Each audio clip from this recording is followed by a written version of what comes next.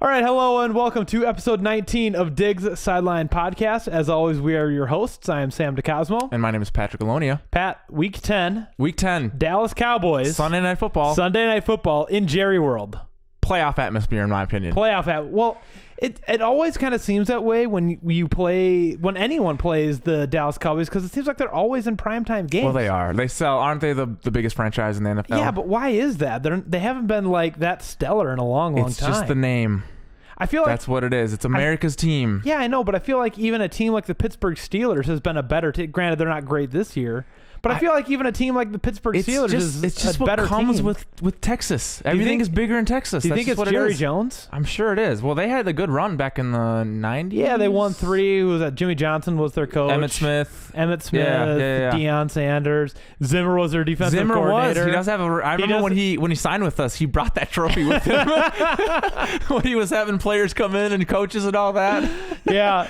So I mean, but the 90s are a far cry from today, and such as their team is a far cry today from what they were back in the 90s. All right, Sam, here's how I'm going to start the podcast off.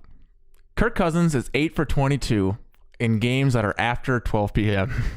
This is the narrative. I hate these stats. I know. That's why I brought it up. It doesn't matter. It doesn't matter. Yes, it does. What? Tell me why it matters. Because it shows. Okay, so I was watching a video too, and the point that they were making was that Kirk Cousins is you mentioned a momentum guy. Well, let's up that one more. He's a routine guy, and he just plays better at that noon o'clock game. He's got that routine down, and when he's off that, he's crap in the bed. I buy it's a routine thing. I don't think that it has to do with time of day or the fact that there's more eyeballs on the TV screens. I don't think it has anything to do with that. I would buy for a nickel that it's a routine thing.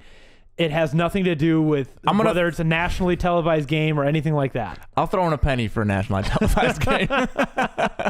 No, I mean, look at the game against Washington. It was in prime time.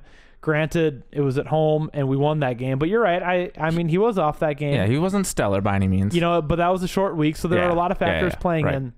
Here's my question, Sam. So since we do differ on this, I'm still going to stand with my opinion that I just don't see a future where Kirk Cousins is sitting there with his wife and his kids, and then we're hoisting that trophy. I'm sorry. I just don't see it.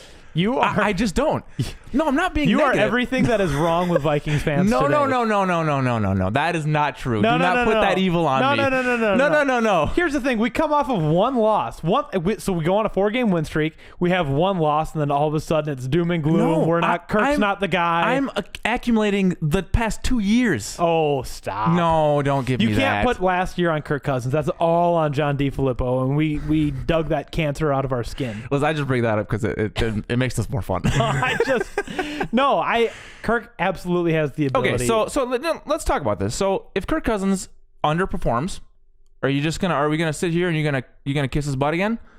Or are you gonna be a little furious? No, I don't think Kirk is the best quarterback in the league. I don't even think he's top 5, but he's definitely, I mean, there's no saying we don't know what we have in Kirk Cousins. We absolutely know what we have in Kirk Cousins. Sure. We have a guy who is physically capable, who's smart enough to do it, but when he's frustrated and under pressure or out of his routine or doing whatever it takes to get Kirk Cousins out of his rhythm, he's going to fall out of his rhythm. And that's just who he is, and we need to accept that. Right. But yeah, and that's fine, and I am accepting that. I just said we're not winning the Super Bowl.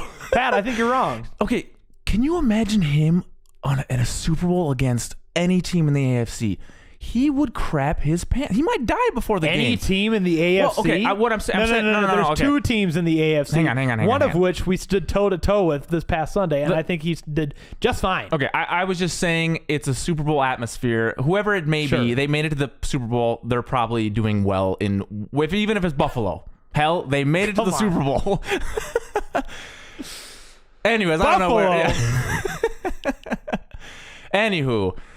I'm saying that's going to be the narrative. That's all I'm hearing today, and that's all I'm going to hear after Sunday. That's the narrative. I think that this is going to be a good game. I actually think that this is a game where Kirk Cousins is able to flip the narrative, not necessarily because it's he's doing anything different. I just think the Cowboys are one of those teams where you watch them, it's like, yeah, they're good, and then you watch them again, it's like, no, they're not good. But like the media still thinks that they're good, and I think they're leading their division right now. So I think by the sheer fact that the Cowboys have a facade of being a good team, I think that's gonna, and when we go and we take care of business down in Jerry World, I think that's gonna silence that narrative, at least for a little while. I think it's always just for a little while, because then you've got the Pats of the world who are gonna come right here and sit down and. But you know what? It's too easy. There's two sides of the coin. It's too easy to do both ends of it. It's too easy to just be this optimistic, this everything is fine, where everything is clearly not, and we're on fire and the dog's melting. And then it's too easy to criticize too. So yeah. Anyways, let's get into the game. I just wanted to bring that up. Let's get into the game. So in preparation for this, I mean, obviously we weren't able to watch all 9 games, but Dallas Cowboys. We did watch. At least I watched the Giants game. Yeah, I got bits and pieces. So the box score for that game, 37-18. I do not think that score accurately reflects the game at all. For one, there was a fumbled recovery for a touchdown right at the end of the game. Yep. There was, and previously to that drive, I think there was an interception that was Daniel Jones. I think he threw an interception late in the game, and they were able to take that in for a touchdown. So it skewed. It was a little closer than I think the score kind of. It was closer. A lot of field goals. Going into the fourth quarter, it was the Cowboys by 1. Yeah, right. And they had 2 touchdowns right at the end of the game. And before that, they only had 1 touchdown against New York's 1 field goal. So it was a 4-point game right up until the last couple minutes. Right. And so I don't think that the box score accurately reflects how close of a game it was, but it was a fairly close game. So let's get into it. Dak Prescott. Talk about a quarterback who wants $40 million and underperforms. 22 for 35, 257 yards, 3 touchdowns, great, 1 interception. Wasn't sacked, and that I think is the real story of the game. Is their offensive line is the highest paid offensive line in football, and it shows. Well, Zeke had 139 yards, and his longest run was about 19 yards. Was 19 yards, which means that they were just opening holes. And they've got I don't have his name. I think it's Smith. Is it 77 Big Boy Smith there? Yeah. Holy crap! We'll have to throw some highlight clips in there just over the years. But that guy can create a hole. Their offensive line is just it's and you know what. It almost makes me think, I think Zeke is a fine runner. I think he runs hard. I think he attacks the hole. Great, cool. But look at Le'Veon Bell. He was behind that stellar offensive line for how many years in Pittsburgh? Right. And he excelled. And everybody talked about how, he's revolutionary. He's changing the game with his patientness, and he waits and finds a hole. No, he just waited for his offensive line to develop the hole, and they did it because that offensive line is very capable. Right. Now he's in New York, and he was very smart. He was very smart in that I want a contract, before, if I'm going to get out, I don't want to be to be outside of Pittsburgh. I don't want to be traded to a team and then renegotiate my contract. Right. I want for my contract to run out, go to a new team, get a contract, because the Steelers know who they had in Le'Veon Bell. Right. And I think for what we're seeing from him right now, the Steelers are offering him a fair, if not above market value price. But the Jets overpaid because they didn't see that the value that the offensive line was bringing to Le'Veon Bell, and now he's just an average middle of the road. And I'm assuming you're just trying to make a point here, but I do think Le'Veon Bell is still a top. He is, but we'll say top 8 running back. His production, and to bring it back to Zeke, both of their productions are based on the fact that their offensive lines are just ridiculously stellar. No, but how about? Look at James Conner. He right. was, and that's why they didn't want to pay him. Yeah, exactly. But I think you're not putting enough light on the fact that the Jets are just a kind of a garbage team too. Well, they are a garbage team and a garbage offensive Adam line. Gase? I get that. Who am I?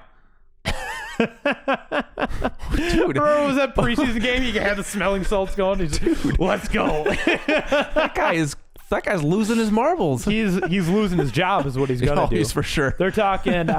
Everybody's talking that him and Matt Nagy are kind of on the chopping block this year. Yeah. But anyway, bringing it back, Zeke. He's a good runner. I think even in space, he's a good runner. I think he's definitely top 5 running back in the NFL. But his offensive line definitely helps. Yeah. And that is going to be a very tough test because I think, is it Linval Joseph that is out for us this week? Joe. What is up with? I just saw something it was about very. His knee, I think. I didn't see. I saw a little tweet that Linval Joseph was trying to hide behind the media to get out of practice. Because he didn't practice. Well, I saw another tweet. It said next man up, and it was Shamar Stephen. Yeah. Well, was it? I'm not sure if it was Shamar. I think he's a defensive end. Whoever fills in the middle for Linval Joseph. But yeah. So him and Thielen are out. Yeah. They've been ruled out for sure. Yeah. So it's going to be interesting. So how we attack and stunt their offensive line is going to be. I think we'd see a lot of linebacker stunts. I think Zimmer's going to have something up his sleeve for the front seven against that Cowboys offensive line, because that offensive line is truly the strength of their team. He is and I just spent the last 5 minutes talking about how the offensive line is why Zeke is as good as he is. That offensive line is the reason why Dak is as good as he is, and Dak isn't all that great. Right. But they give him time to throw, and they give their wide receivers time to get open. Mm-hmm. And speaking of wide receivers, I want to talk about Amari Cooper. Oh, yeah. That guy is deadly. He had like some 40, 50-yard touchdown there. He crossed right over the middle, pegged him right in the chest, and he was gone. He beelined it for the end zone there. Very, very good, very deadly. He is questionable for this game as well, I believe. I think he's going to be a go. I thought I read something today that he was going to be a go. You did? Yeah. So let's bank on him today. It's Friday. Let's bank on him being there. I would bank on him being there. But I think that's nothing that our secondary can't handle. Speaking of our secondary, guess who we got back this week? Your favorite player. Dude. Thank you for bringing that up. I don't have that written down here. Dude, he's garbage. Dude. No.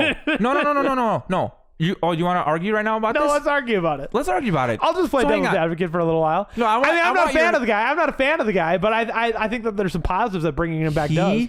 Sandejo, if you're listening, you don't have any football IQ. You have literally, there is not an ounce of football IQ in his head. All he knows is, I see ball, I hit player, that's him. And he's just this big, he's very jacked, but dude, he doesn't, and I think that's why we let him walk. I don't know if it was a cap issue, but I think Zimmer was not too fond of the way he handles. I don't disagree with you. Here's the things that I think that are a positive for us bringing him in at this point in the season. Sure, and I probably will agree. I already know what you're going to say, and I will agree with you. So Anthony Harris has phenomenal football IQ, but he tripped over his own feet in a critical play on the 91-yard touchdown run last week. He's been making some mistakes. He's bailed us out on occasion, but he's been making some mistakes, and so we need another reliable guy that we can put in there, because our other option is Jaylon Curse, which I don't know if he's in prison yet or what, but anyway. So we bring him in. He already knows Zimmer's playbook. Right. He's a plug and play guy, and he already has chemistry with the team. Like you look at the picture of him and Harrison Smith, and they're stretching out together. Yeah. They're already smiling. There's a relationship there, and there's some unspoken communication that they can give each other hand signals or whatever, and they know what the other player is going to be doing. It's almost like bringing Treadwell back is how I view it. Also, Dejo had a clutch interception in the 2007 division playoff game against the New Orleans Saints. That was the only time that I said I'm sorry for everything I've ever said, Sandejo. You know what? And that was a beautiful interception, though. Let's talk about that. That was a diving. Yeah, it was diving. He was arching backwards. Yeah, I think that was before the end of the first half there. Yeah, and we got like three. But the Saints were marching. Yeah. And we only got 3 out of it, which is frustrating. But go marching. Anyway. So I don't think it's a bad thing to have Dejo back. So let me kind of rebut a little bit. So I agree 100% from a depth perspective, and from a injuries and all that. So depth, and he knows the playbook. I 100% agree. But I still stand by my comments about him just having zero football IQ. It is dangerous having him on the field. How about that one against the Packers when he completely obliterated his teammate, his own carted teammate, off the field? You know what I mean? And that's, I get it. It's bang bang, but Sandejo is more often than not the one behind. He's the one behind it. No, I agree. I mean, I valid point, valid argument. So, but if we're going to bring anyone in midseason, he's the guy. No, that it makes sense. The Eagles cut him. They must have, because the trade deadline passed. Why do you think they cut him? Because he injured one of their starting quarterbacks. Yeah, and he's not good. Okay. So I do want to talk about the Cowboys defense. Okay, let's talk about it. I want to talk about their linebacker core. Shawn Lee and Jaylon Smith are studs. Shawn Lee is their backup too. I know. Leighton Vander Esch. Is he playing this week? He was out last week, so I'm not sure. So last year, this Leighton Vander Esch came in as a rookie and won Shawn Lee's job that he had for many, many years. And so Leighton Vander Esch was injured last week, and Shawn Lee comes in and just obliterates Daniel Jones, and he was just licking his chops, and that just speaks to the level of depth that they have at linebacker, and that is huge. Yeah, and their linebacking core reminds me a little bit of ours in a sense, where we got Kendricks and Barr, and fun fact, Barr, Kendricks, and Jaylon Smith all went to UCLA? Yes, UCLA. Thank you. Yeah, they were all linebackers together. Really? And unfortunately, I remember I was like, let's just go get this guy. And I know he had that ACL injury, so he sat out a year. But it would have been just phenomenal to have all three of them on for our middle linebacker core. That would have been pretty cool. Yeah, but regardless, what I'm saying is that Jaylon Smith has bounced back from that knee injury, and he is a difference maker. Yeah. And he deserved that contract, and they rightfully drafted him as he was injured. Not many players pull that off, you know? Yeah. Yeah, no, their defense is definitely something to be. So what I was seeing a lot of in the Giants-Cowboys game was their defense was covering well, but Daniel Jones was able to escape the pocket a lot and run for some yards. I think he was their leading rusher. He had six rushes for 54 yards. Right. His long was a 16-yard run. So I'm not sure how classic is that though of a rookie quarterback. That I will say that is pretty. They do tend to rely on their legs a lot. Yeah. But I'm not sure if that's indicative of the Giants' coverage or if that's Daniel Jones' We'd have rookie. to look back on it. It could just be Daniel Jones being a rookie and him, being apprehensive about letting the ball rip or trying to throw a wide receiver open or something like that. I think it might be a little bit of column A, column B, but he was able to escape. Now, that's not necessarily something Kirk's going to be able to do, but I liken that to when Kirk goes out on a play action bootleg and he rolls out. I think that's something that, is, he'll be able to get away with. If Daniel Jones is able to rush 6 times for 54 yards, Kirk's definitely going to be able to roll out and sling the ball. And now to talk about the defensive line, they've got a couple older names. They've got DeMarcus Lawrence, who's been around forever, and then Michael Bennett, too. And then they've got Robert. They picked up Michael Bennett. Yeah, they've got Michael Bennett. And then they've got Robert Quinn, who used to play with the LA Rams. Yeah, so they got him. And then Jaylon Smith. I'm only talking about him because the 4 names that I just said all had sacks. Jeez, they all had sacks? Yeah. So, Smith had 0.5. Him and Quinn shared a sack there. And then Lawrence and Bennett each had a single one there. Yeah. But I will say, in regards to great pass rushing, they had 5 sacks. They got to Jones plenty of times. He was uncomfortable. But from what I was saying, Saquon, I'm very surprised to see this. Saquon only had 28 yards. Yeah, I felt like he was running all over them the other night. I don't know. It just felt maybe like, felt like they abandoned. You know what it was? Go down to the next stat line. He had 6 receptions for 67 yards on 8 targets. And so they were relying heavily on Saquon. They put the team on his back. But I think a lot of those passes were either screens or they were, short checkdowns, and Saquon was able to get into space. I think that just speaks to the level of run game that we're going to be able to produce with Dalvin Cook and Alexander Mattison against their front seven. I think that they're very vulnerable against the run. And I think that playing a defense like the Cowboys is going to be I think the Kubiak Stefanski brainchild is going to have a field day with them. You know what? We said the same thing against the Chiefs, though, Sam. Well, and look what they did. They put 9 in the box. They had to put 9 in the box, and you know what? It worked. What I don't understand, and I was thinking of this on my way over, if they put 9 in the box and they're shutting down the run, why weren't we passing as effectively as we should have been? I don't get that. Because Sam, this is what I've been preaching.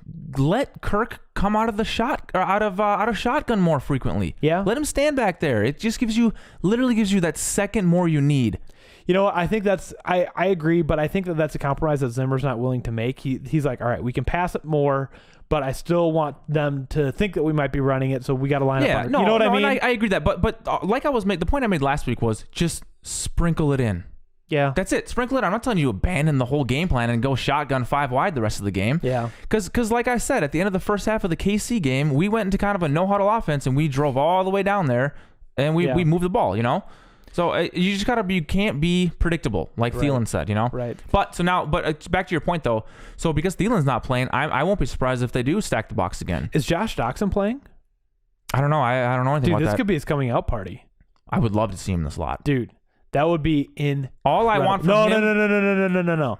I want BC Johnson in the slot. I want Doxson out wide. Oh, sure. Okay. Yeah. Big sure. guy. He's a big dude. He can go up and get it. I mean, maybe BC could go out wide. I don't know. Yeah. Either one of them, really. Yeah, either one of them. But BC's probably he's more slot. Yeah, for sure. Yeah. Dude, Dallas, I think their defense has enough holes for our offense to exploit. Their offense, though, I think is going to be. I don't know what's going on. Zimmer's been letting up 20 points a game lately, and they have Amari Cooper, Jason Witten, Zeke Elliott, Randall Cobb, who's still catching balls. He had 8 targets the other day, 6 catches. This Michael Gallup, he's been fairly dangerous for them. Their receiving core is here's another narrative I think we're going to hear a lot of, and I want to know, is there any point that Zimmer sits down and says, okay, it's time for Rhodes and Trey Waynes to, I don't know, rotate in and out? Dude, we talked about this earlier in the week. I think Mike Hughes needs to start. I'm going to be honest. Let the guy play. Dude. Let the kid play. Dude, Mike Hughes needs to start out wide and even get Holton Hill out for Xavier Rhodes just to send a message and say, hey, you keep playing like this, right? Things are going to change.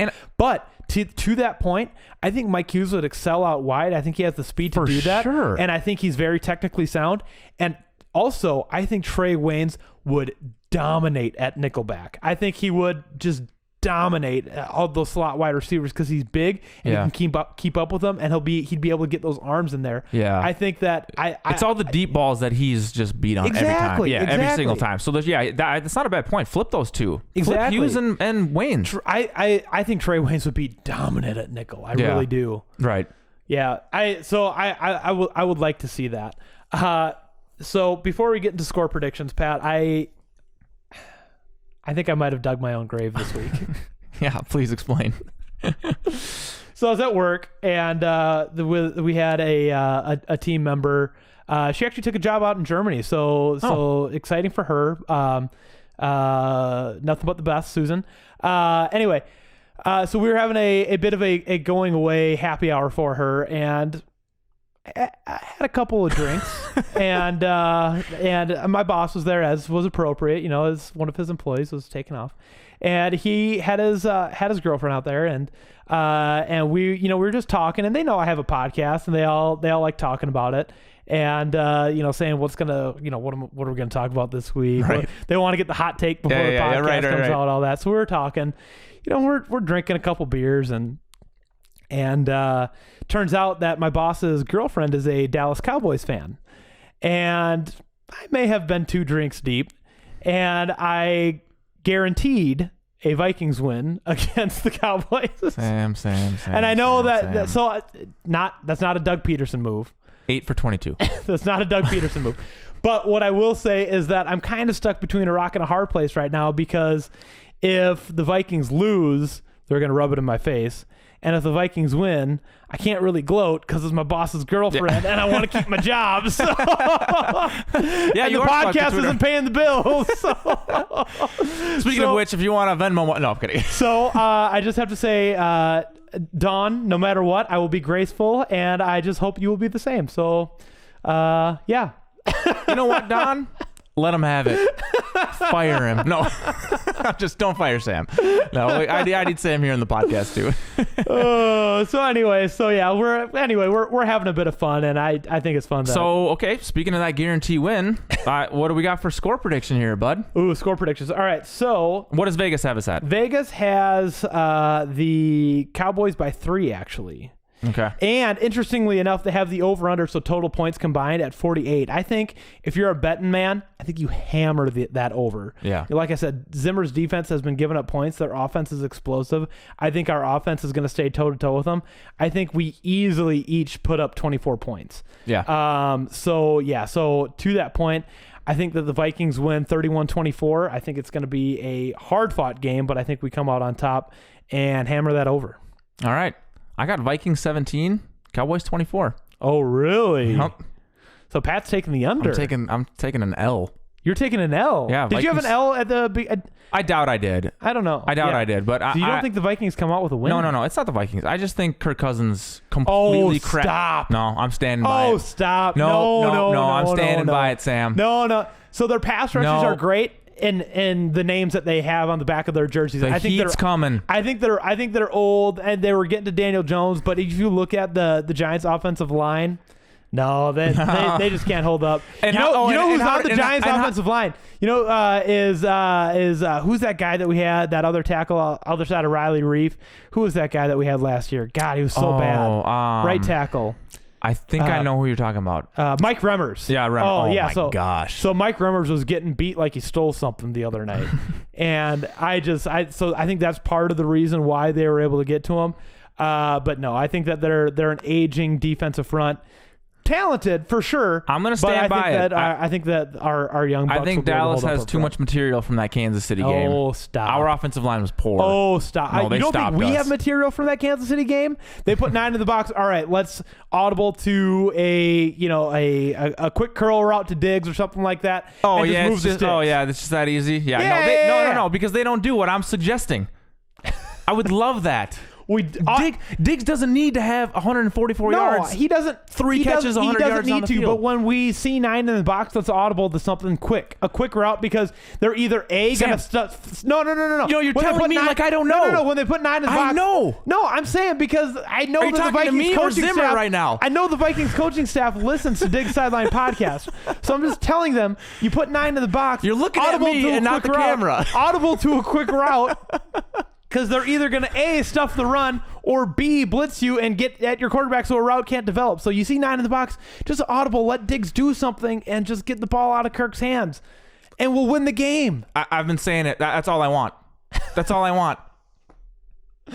All right, join us next time on Diggs Sideline Podcast. We'll be reviewing the game. It'll probably come out Monday or Tuesday since it's a Sunday Night Football game. But until then, Skol Vikings. Thanks, guys.